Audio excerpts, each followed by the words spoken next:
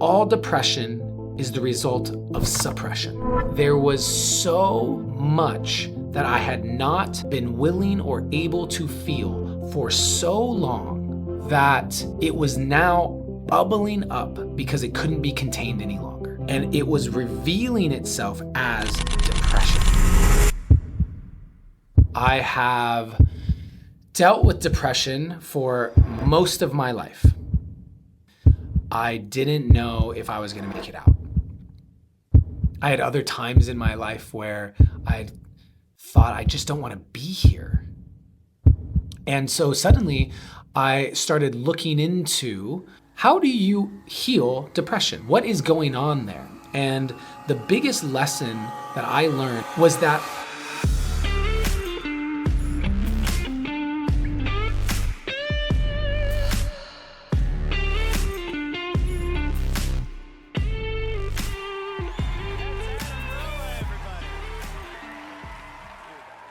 all right, here we go. What's up, family? Thank you for joining me for the Creative Path Podcast. My name is Adam Roa, and today's topic is how to overcome depression. I have dealt with depression for most of my life, and at a certain point, it got so dark that I was having suicidal ideation. I didn't know if I was going to make it out, and I did. I made it out of depression. I don't actually believe I will ever be in depression again. And it's because of some understandings that I gained during the path of overcoming it. And so that's what I'm going to go into today. Thank you for being a part of this, because depression is rampant. The realness of that statement, the amount of people who are depressed, the amount of people who don't even know they're depressed, the amount of people who are contemplating suicide, the amount of people who are actually committing suicide is extreme. And I want to do my best to be as raw and authentic as I possibly can, always. And hopefully it's valuable for you. So let me start with giving you a little bit of context. I was sexually abused at the age of 5, and that was a repressed memory until I was 30 years old. And so for 25 years of my life, I didn't know that this was in me, that this had happened, and yet it was stored in the body, because our body keeps the score. Our body holds all of that information, everything that has happened to us throughout our entire life, even in utero, it's just held inside ourselves. And so I had this feeling inside myself that something was off, something was wrong, something was damaged or hurt, but I couldn't identify what it was. And I created a story that it was me. There was just something inherently wrong or off with me. And that led to a lot of pain. That led to a lot of suffering. That led to me going through different experiences in my life and blaming myself, carrying a lot of guilt, feeling as if I was always doing something wrong. I don't know if you can relate to this, if you're the kind of person where you would create a text message and then have someone else read the text message to make sure that you weren't coming across like an asshole, or is this loving? Is this okay? That doubt of myself, the belief that I was a bad person, all of that coming because of this repressed memory. And eventually that memory came back, and I started to work on what was going on inside my body, doing a lot of somatic therapy, doing a lot of CBT, cognitive behavioral therapy, doing a lot of plant medicine, doing so much to begin to heal. And at the time, I was in a 10-year relationship, or it was, when that came back, it was 7 years, I think. And eventually that relationship ended. And when that relationship ended, suddenly I was out of the safety of the relationship. All of the parts of me that thought I felt safe in the world, thought I was confident, thought I was healed, when I was no longer in the bubble of that safety, I got to see how scared I actually was. I got to see how much pain I actually felt. I got to see how much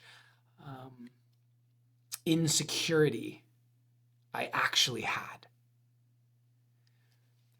And above all else, I got to face off with the part of me that didn't actually love myself. And I had a poem go very viral called You Are Who You've Been Looking For. You can find it online. It is the most viral live poetry performance in history. It has been viewed over 250 million times, and it is a poem about self-love. And it got 40 million views in the first 48 hours. I mean, it went super viral. So overnight, I was getting thousands of messages. And most of these messages were saying thank you. I love this poem. It made me cry. I sent it to my mom. I sent it to my dad, et cetera, et cetera. And it felt really good to see that. But about 10% of these messages were people asking for help. People saying, I don't love myself. Can you tell me how? People saying, I'm thinking about killing myself. Can you help me? People saying, I'm being abused by my father, my neighbor, my husband. Please help me. I don't love myself. And the truth is that I didn't have an answer. I didn't have an answer for these people. When they said, I'm thinking of killing myself and I don't love myself, what should I do? I didn't have an answer. And that dropped me into a state of feeling massive imposter syndrome. That caused me to feel like a fraud.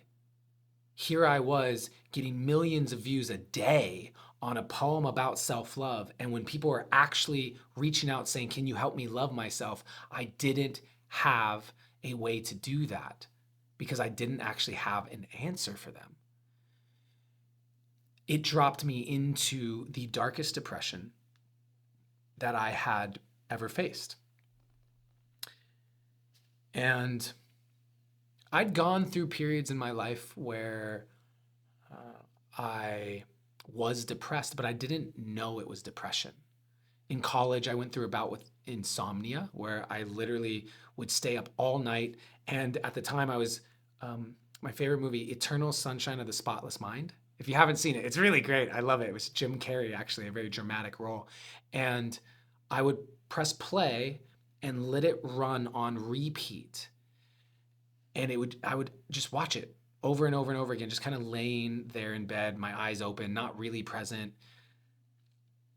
That was at least a period of several weeks. I had other times in my life where I thought, I just don't want to be here. Human on earth. I don't want to be here. I went through a period that I call soul fatigue, where it felt as though my soul was just tired of doing this. I don't know if you can relate to that, but when I went through these different periods in time, I had not ever thought of it as depression. And when I was in this dark, dark phase after my poem went viral, I started working with 2 different therapists, and they diagnosed me, quote unquote, with depression. And it was one of the most liberating things that had happened in my depressive journey, because suddenly I had something that I could work on. Suddenly I could Google how to overcome depression. Before that, it's much harder to figure out a solution to, why do I feel sad all the time? Why does my soul feel tired? These different ways of describing it. And so the actual label of depression, I know sometimes people just want to reject labels, but I found it incredibly helpful for me. And so suddenly I started looking into, how do you heal depression? What is going on there? And the biggest lesson that I learned from all of the study, from Peter Levine, Caroline Myss, Mastin Kipp, et cetera, et cetera, et cetera, was that all depression is the result of suppression. Meaning there was so much that I had not been willing or able to feel for so long that it was now bubbling up because it couldn't be contained any longer. And it was revealing itself as depression. And I don't know if you've heard this saying, the only way out is through, meaning we can suppress all we want, but eventually, if you want out, you must go through all of that suppression.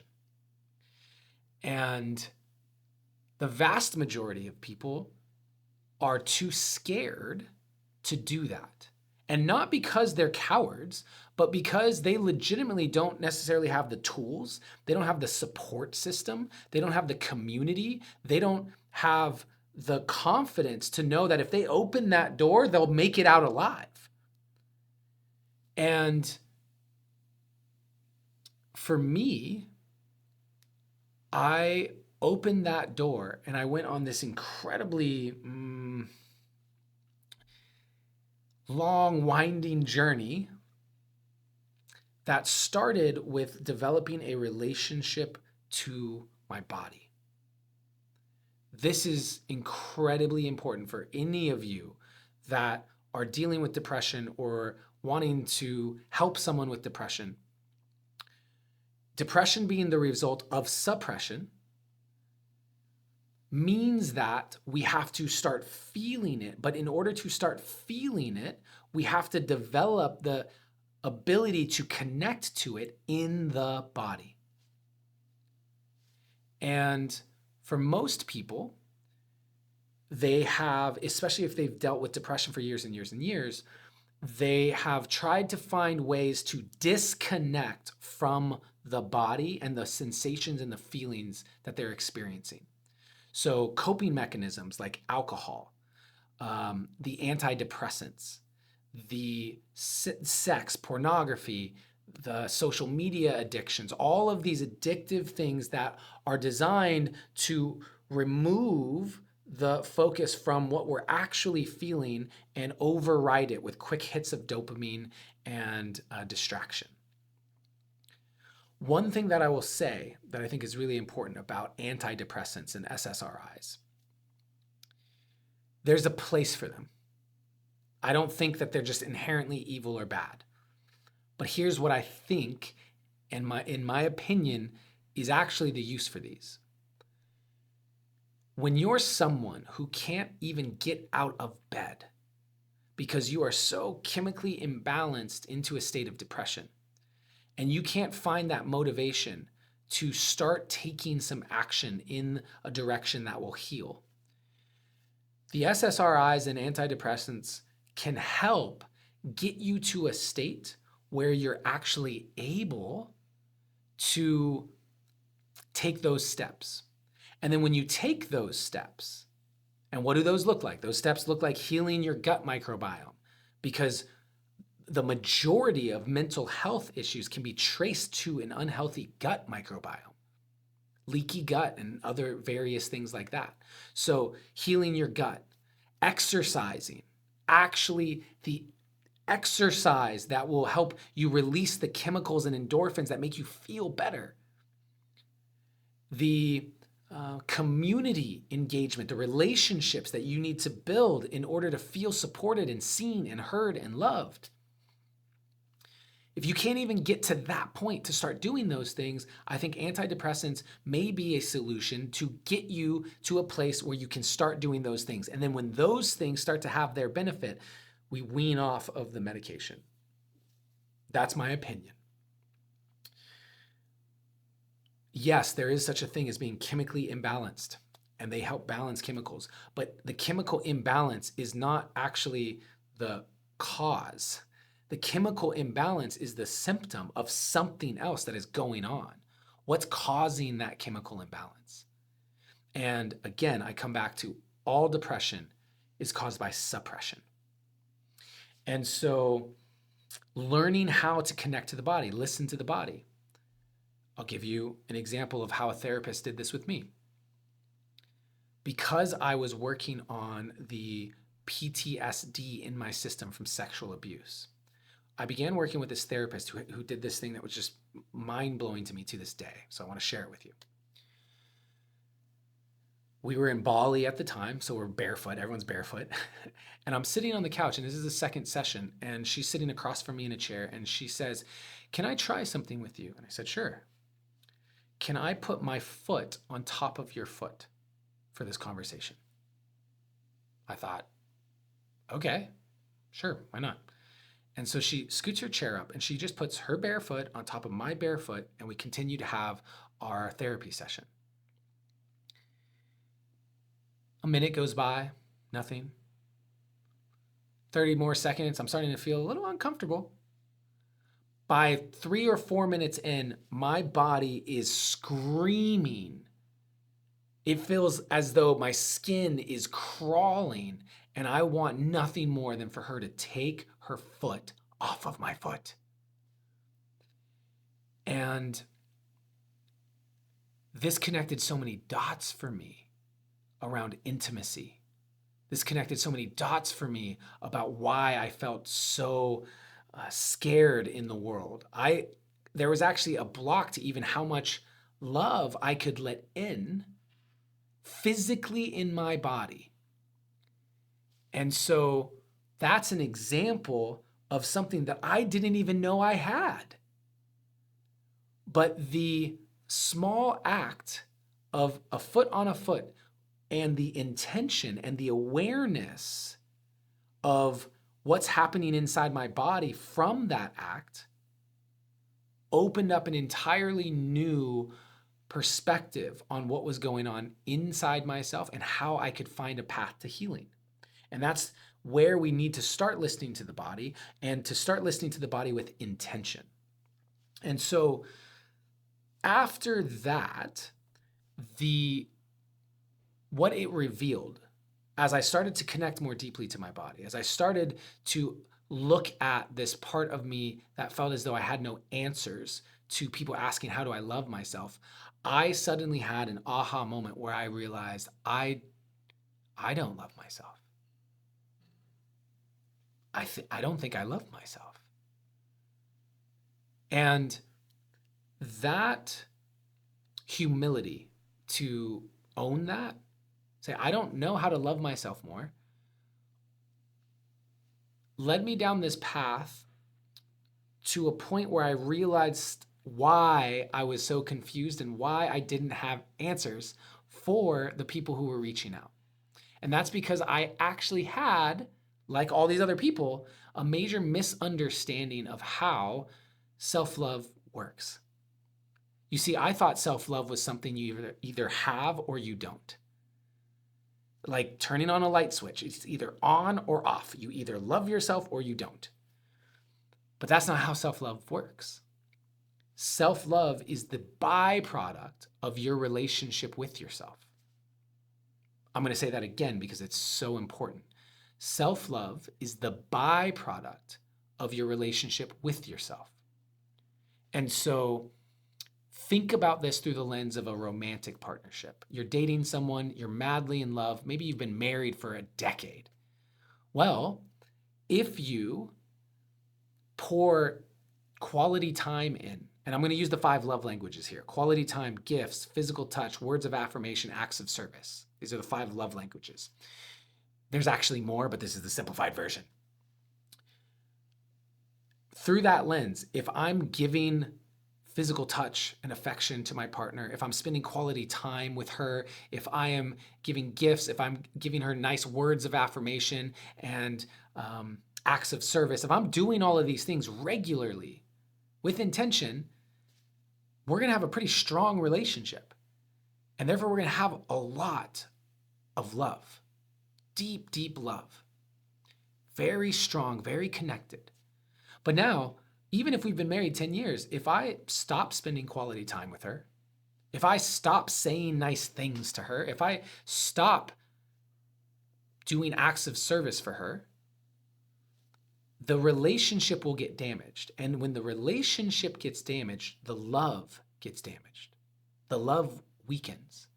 And I know it's like love is unconditional. Yes, but relationships are not. Love is unconditional. Relationships are not. And so it's more obvious to see when we're thinking about our romantic partners, the importance of pouring into them with different aspects of how we can develop a stronger relationship and therefore more love. And yet, are we doing the same thing with ourselves, the relationship to ourselves? Simple example here, quality time. Do you spend quality time with yourself? Most people confuse quality time with themselves with being alone. They're not the same thing. The average person, when they're alone, is on social media or watching TV or doing something that is taking them out of the present moment with themselves. That's not quality time. Again, imagine you're with your loved one and you're sitting there to spend quality time together and you're both just on your phones. That's actually more harmful for the relationship. And so when you're by yourself, are you actually spending quality time with yourself? And that's just one example, but you can look at it through acts of service, physical touch, et cetera, et cetera. And as you develop more of these different pillars in your relationship with yourself, you're going to notice that you start to love yourself more. Back to my own journey with it, what that looked like is I made a commitment to myself because I was waking up every day incredibly depressed. I was waking up every day going, oh, I kind of wish I didn't wake up. I was waking up every day afraid to be around other people because I felt toxic. And I made a commitment that I would not communicate with the outside world until I'd up-leveled my state after waking up. And on the most extreme of days, that looked like 4 hours of self-love practices before I was able to turn on my phone. And I didn't know what self-love practices were at the time. I just started thinking to myself, I believe self-love is the answer. I believe self-love is the key.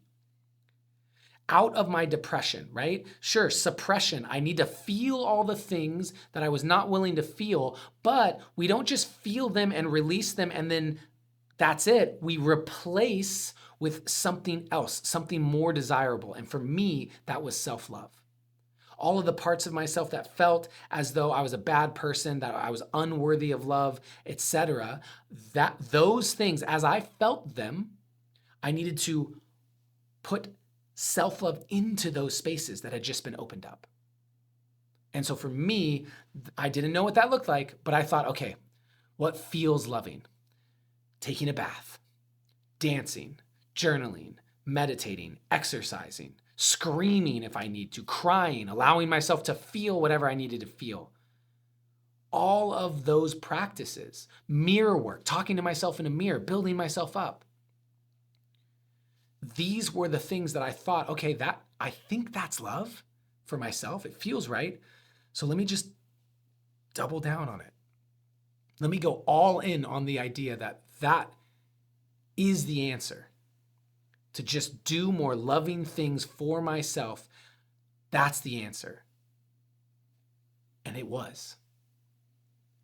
To release the stuff that I'd been carrying for so long, that I'd been too scared to feel, and then to replace that with hours and hours and hours of self-love practices. That eventually led me to see shifts. I started to notice I was just feeling better about myself when I looked in the mirror. I started to appreciate myself more, including just appreciating the work I was doing on my depression. And now, years later, looking back on this perspective has completely changed the way that I approach depression in my own life, because I don't think I'll ever return to a state of depression, because when I can feel it peeking its head around the corner, when I can feel the tendrils or that familiar shadow around me, I know that that's my system telling me there's something off here. There is something you have been suppressing. There is something that you have not been wanting to look at or admit or acknowledge. And it needs to be looked at, because if you continue to push this down, if you continue to ignore it, that's how you will find yourself in depression again.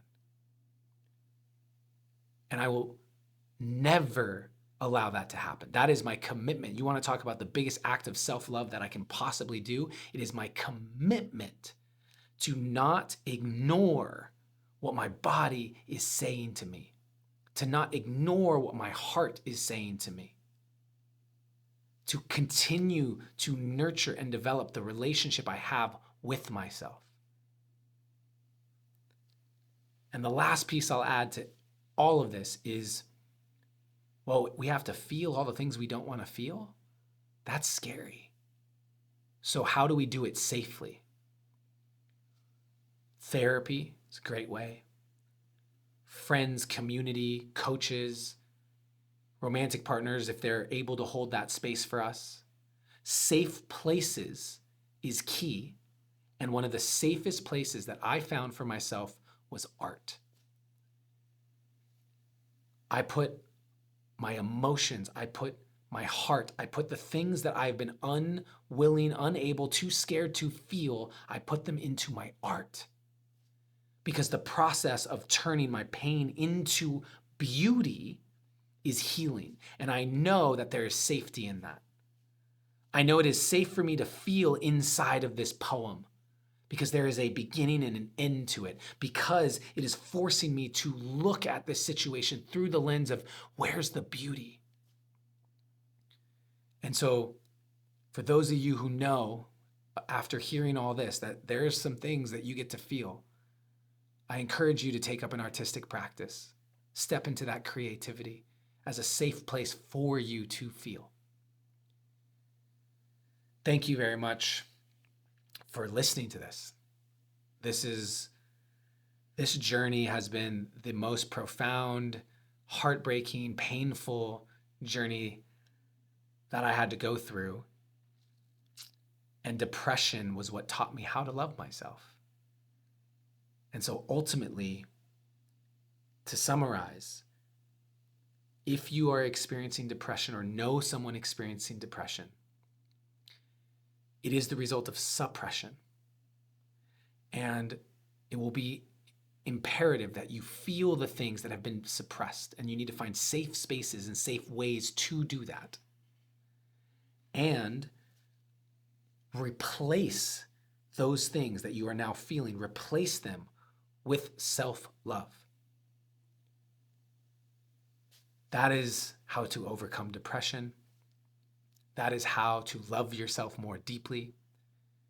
And that is how you become a permission slip for others to do the same and to know that it's possible to get out of that darkness. Thank you for going on this journey. If you got value from this, please make sure that you share it out with someone who needs to hear it. Make sure you hit that subscribe or follow button so that you continue to stay in this community where we are growing and expanding together as we walk the creative path.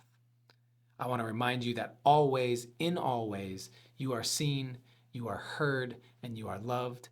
Have a really blessed day, fam. Thank you so much for watching this video. I really appreciate you taking the time. If you are interested in building a life that you love through the 3 pillars of relationship, business, and creativity, then I encourage you to continue checking out more of my content, including this video, which I really think that you will like.